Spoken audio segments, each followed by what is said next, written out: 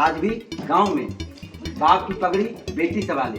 बाप का लाडला वारिस कौन है? बाप का। प्राइमरी स्तर की शिक्षा और उसके बाद सेकेंडरी और हायर सेकेंडरी स्तर की परीक्षा शिक्षा के लिए हमें आगे बढ़ के सपोर्ट करना पड़ेगा। लोन मुहैया करवाइए, आप स्टूडेंट लोन दिलवाइए, तो एक एक नागरिक को स्वयं जागरूक होना पड़ेगा। नारी शक्ति सम्मान समारोह होली दिवस के अवसर पर जो अंतर्राष्ट्रीय महिला दिवस कल 8 मार्च को था, आजमगढ़ की बेटी डॉक्टर पूनम तिवारी को कल उत्तर प्रदेश की राजधानी लखनऊ राजभवन बुला करके राज्यपाल महामहिम आनंदी पटेल द्वारा सम्मानित किया गया। ये डॉक्टर पूनम तिवारी आजमगढ़ की बेटी हैं और हम साथ ही जिस गांव का यूट्यूब चैनल है उस गांव की आप बहू हैं।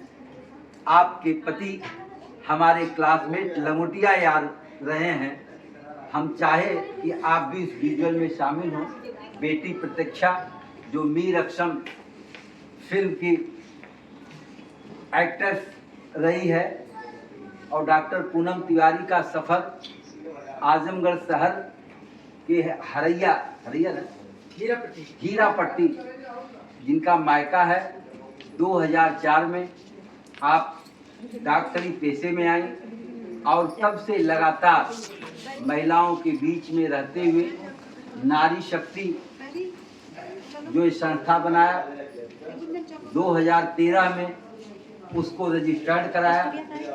रजिस्टर्ड कराने के बाद तब से लेकर लगातार आजमगढ़ ही नहीं, उत्तर प्रदेश ही नहीं, भारत के कोने कोने में जहाँ भी नारी शक्ति पर अत्याचार होता है, उत्पीड़न होता है, आप उसके लिए खड़ी रहती हैं। आज आजमगढ़ वास्तव में गौरवान्वित है कि आजमगढ़ की बेटी डॉक्टर पूनम तिवारी जो नारी शक्ति सम्मान समारोह आज हो रहा है, ये कल होता, लेकिन कल तो आपको राजभवन लखनऊ में बुला के सम्मानित किया गया। हम आपके साथ हैं। साथी यूट्यूब की तरफ से आपको, आपके परिवार को और नारी शक्ति को बहुत बहुत धन्यवाद देते हैं।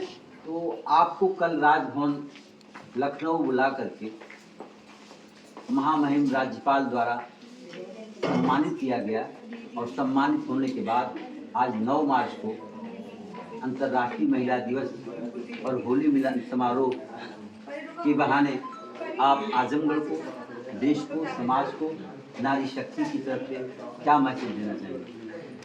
ये कार्यक्रम जो आज यहाँ पर था, नारी शक्ति सम्मान समारोह, ये विगत 15 वर्षों से नारी शक्ति सम्मान समारोह समाज में पहले तो सबसे आजमगढ़ जो पहला जो हम लोगों ने 2013 में किया था कार्यक्रम नारी शक्ति सम्मान समारोह, उसमें अपने जिले की जितनी भी महिलाएं थी उनका सम्मान हम लोगों ने किया था। जो विशिष्ट कार्य कर रहे हैं, चाहे वो किसी क्षेत्र की हो, चाहे वो शिक्षा के क्षेत्र की हो या खेल जगत की हो या साहित्य में हो, किसी भी क्षेत्र की, उनका सम्मान आजमगढ़ की सशक्त महिलाओं का किया गया था। इसके बाद फिर हम लोग निकाले बाहर की जो हमारी पूर्वांचल की महिलाएं हैं जो समाज में अपना अच्छा काम कर रही हैं। हमारी पूर्वांचल की महिलाएं, सशक्त महिलाएं, जो उनका सम्मान हर वर्ष महिला दिवस के उपलक्ष्य में या तो उसकी पूरी संध्या पर या महिला दिवस के दिन हम लोग महिला दिवस के अवसर पर ये कार्यक्रम हर साल आयोजित करते हैं। और ऐसे ही जो हमारे समाज में अच्छा कार्य कर रही महिलाएं पूर्वांचल से हम महिलाओं को चयनित करके लाते हैं, उनका बायोडाटा लेते हैं। उसके बाद जिसका सबसे अच्छा कार्य होता है उनको आज के दिन जो है सम्मानित किया जाता है, जिसमें आज हमारी 5 महिलाओं का सम्मान हुआ है। एक प्रयागराज से आई थी सम्मानित होने के लिए एक महिला आई थी वाराणसी से, एक लोग आई थी मऊ से, एक लोग आई थी अयोध्या से और एक हमारी बिटिया थी आजमगढ़ की थी खुशी, जो उसमें वेट लिफ्टिंग में उसने जो है सिल्वर मेडल पाया है। तो ये हमारा कार्यक्रम था। और इसके बाद होली मिलन समारोह सुना है आप भी खो खो खेल, आपका कबड्डी खो खो हमारा ओपन गेम था और हम तो खेलते भी थे। हमारा नेशनल तक लिए सिलेक्शन हुआ था, लेकिन कुछ घरेलू समस्याएं आ गई जिसमें हम नहीं जा सके, लेकिन राज्य स्तरीय कबड्डी खो खो हमने खेला है। और वहाँ पे हमारी जो माननीय आनंदीबेन पटेल जी हैं, उन्होंने भी इस बात का जिक्र किया कि वो भी खिलाड़ी रह चुकी हैं और मेरा चयन जो हुआ वो खिलाड़ी होने के नाते भी मुझे खिलाड़ी का भी सम्मान मिला और प्लस ये समाज सेविका का भी सम्मान मिला। एक सर्टिफिकेट में 2 हमको सर्टिफिकेट। डॉक्टर पूनम तिवारी जी, नारी शक्ति से एक सवाल है आपसे।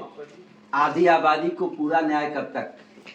समाज में महिलाओं की उपस्थिति तो बढ़ी है, लेकिन स्थिति में बदलाव नहीं आया है।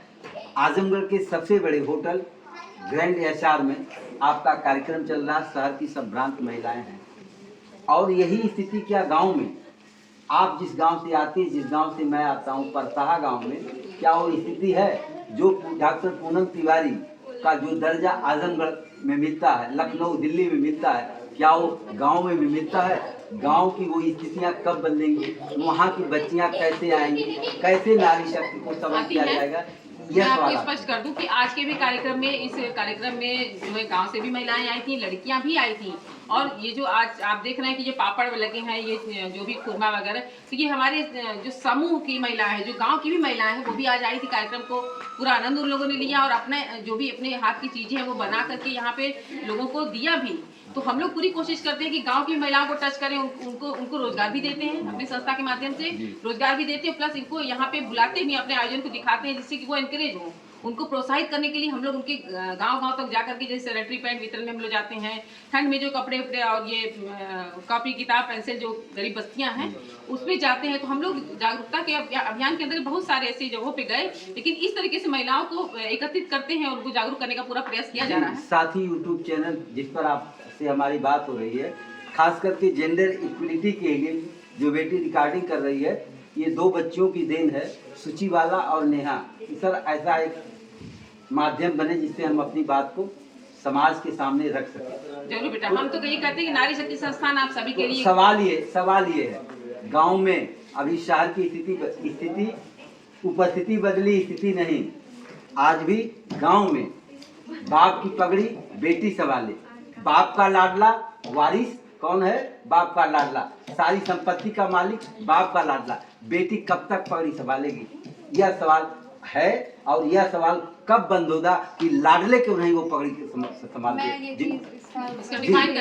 प्रत्यक्षा से जिस दिन डॉक्टर डीपी तिवारी और डॉक्टर पूनम तिवारी और स्वर्गीय श्री पारसनाथ तिवारी जैसे लोग हो जाएंगे, जिनकी ये हो जाएगी कि हम भले प्रवास ना करें, हम भले शहर को जाएं ना, हम वहाँ बस न जाएं, लेकिन कम से कम उनकी ये सोच आएगी जो मेरे दादाजी का कहना था कि आप खेत बेच दो लेकिन आप उच्चतम स्तर की पढ़ाई हमारे बच्चों को कराइए।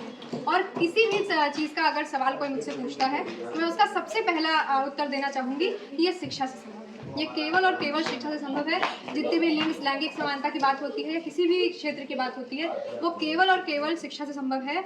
और इस प्राइमरी स्तर की शिक्षा और उसके बाद सेकेंडरी और हायर सेकेंडरी स्तर की शिक्षा के लिए हमें आगे बढ़ के सपोर्ट करना होगा। अभी तो भारत सरकार या हरियाणा की सरकार द्वारा एक कार्यक्रम भी चलाया जा रहा है, वो कार्यक्रम पूरे देश का हिस्सा बनने जा रहा है कि जेंडर इक्वलिटी के लिए कोई एजुकेशन की व्यवस्था हो और साथ में पढ़ने की, लिखने की, घूमने, इस तरह की भी चलाया जा रहा है। तो इसमें नारी शक्ति या ऐसा क्या किया जा सकता है कि आजमगढ़ के गांव में हम जाकर के नागरिकों को पारस तिवारी बनाएं, हरिमंदिर पांडे बनाएं, कैसे बनाएंगे? उसके लिए तो मुझे सबसे पहले लगता है कि हमें अभी सोचने की जरूरत नहीं है। जो चीजें ऑलरेडी योजनाएं हैं हम उन्हें ही इम्प्लीमेंट नहीं करवा पा रहे। हमारे यहाँ के प्रधान हमें एक इंडिविजुअल को हम सब मतलब होता है ना कि पर्सनल रूप से जाके कि भाई ये स्कीम आने वाली थी, इसके अंतर्गत हमारा बेटी का रजिस्ट्रेशन करवाइए, हमें ये लोन मुहैया करवाइए, आप स्टूडेंट लोन्स दिलवाइए। तो एक एक नागरिक को स्वयं जागरूक होना पड़ेगा। कोई भी व्यक्ति, ये सिंपल सी बात है, कोई भी व्यक्ति अगर स्वयं जागरूक नहीं है, उसके अंदर स्वयं इच्छा नहीं है, तो कोई उसे जगा नहीं सकता। डॉक्टर पूनम तिवारी जी, साथी के लिए जो साथी जेंडर इक्वलिटी के लिए काम कर रहा है, साथी के लिए दो शब्द आपको जाते जाते आप बहुत व्यस्त हैं। साथी यूट्यूब चैनल को मैं ढेर सारी शुभकामनाएं देना चाहती हूं। मैं आपके चैनल के माध्यम से यही कहना चाहती हूं कि अगर मेरे लायक जो भी सहयोग होगा, मैं हमेशा आपके साथ इस अभियान में सम्मिलित हूं और मेरे लायक जो भी होगा मैं आप सभी के लिए हमेशा प्रेजेंट हूं। धन्यवाद। नारी शक्ति जिंदाबाद।